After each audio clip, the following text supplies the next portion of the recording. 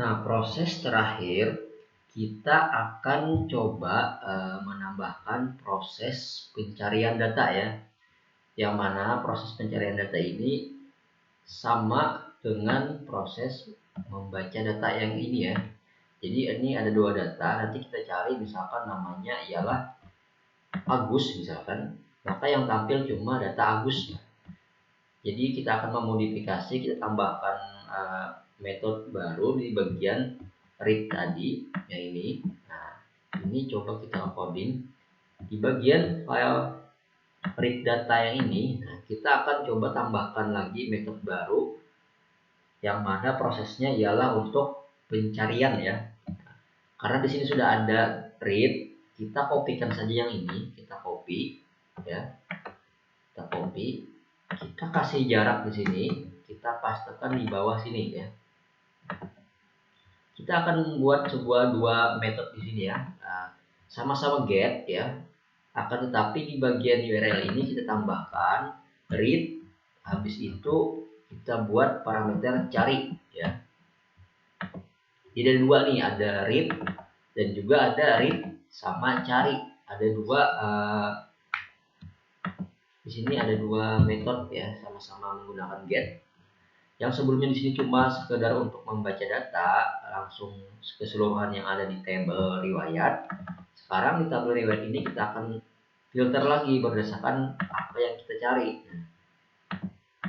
Yang kita cari di sini misalkan ada dua field yang ini ya, nama dan juga dari mana, seperti itu. Jadi ada dua kolom, ada dua field yang kita cari, kita filter nanti. Kita sesuaikan codingnya di bagian sini ya. Jadi di bagian parameter cari ini nanti kita buat pertama-tama kita buat variabel cari dulu. Terus ini untuk menampung data parameter cari yang akan kita kirim ya, seperti itu. Nah, di bagian data ini kita akan buat sebuah filter data. Caranya seperti ini ya.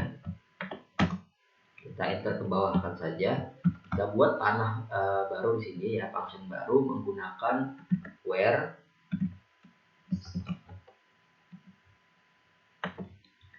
yang mau kita cari di sini ialah nama ya, like tanda tanya di sini. Kita buat sebuah persentase di sini persen ya, biar nanti memudahkan untuk pencarian ya, tidak berdasarkan harus spesifik kalimat pencarian seperti apa. Akan tetapi kalau kita menggunakan persen ini, maka di pencarian ini dia lebih fleksibel ya, mau kalimat di tengah, di ujung terakhir atau di ujung di depan itu bisa ya, seperti itu. Nah, cari karena kita tadi mau mencari dua kolom nama dan juga dari, maka kita akan buat di bagian sini dua ya, menggunakan pertama dia berdasarkan nama like ya ini, terus kita gunakan or atau dari like seperti itu, terus cari ya.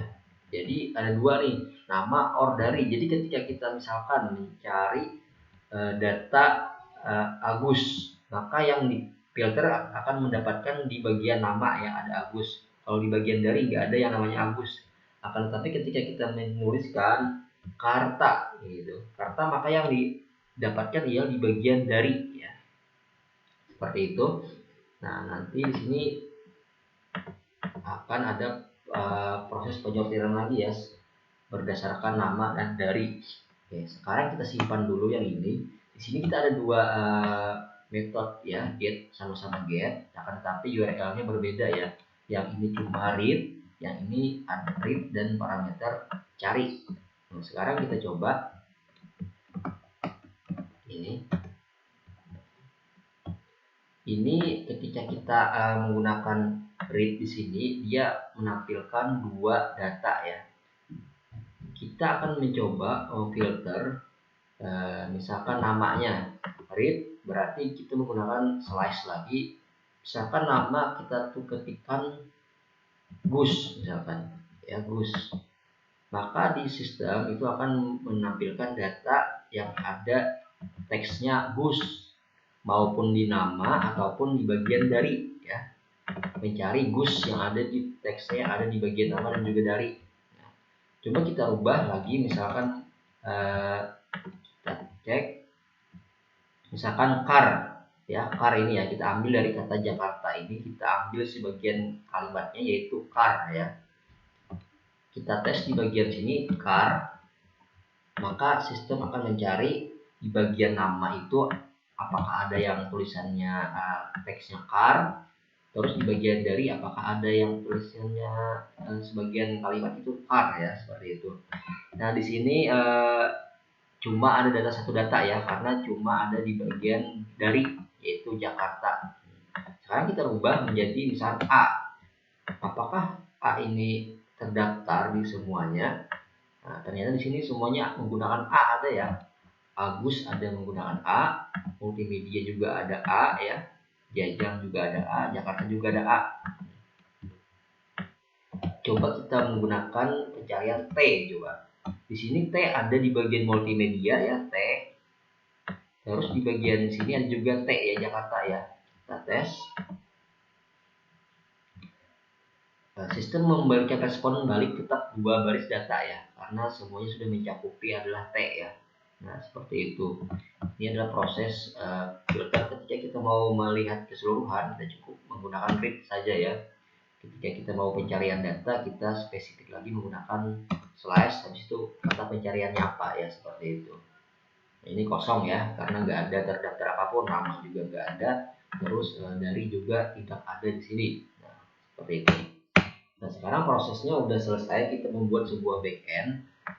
Pertama kita membuat sebuah read, yang kedua adalah simpan data ya, atau create atau insert, yang kedua ialah edit, dan yang terakhir itu adalah delete. Nah untuk pelengkapnya tadi kita tambahkan fungsi untuk pencarian. Nah ini proses semuanya ini sudah bisa siap kita implementasikan ke bagian front end ya, ataupun aplikasi. Nah, di sini prosesnya nanti selanjutnya kita akan coba membuat sebuah front end tampilan menggunakan mungkin yang lebih simpelnya menggunakan Bootstrap ataupun yang sejenisnya ya, biar lebih mudah membuat sebuah komponen. Nah, tahap backend udah selesai. Selanjutnya kita akan lanjut ke bagian tahap front end.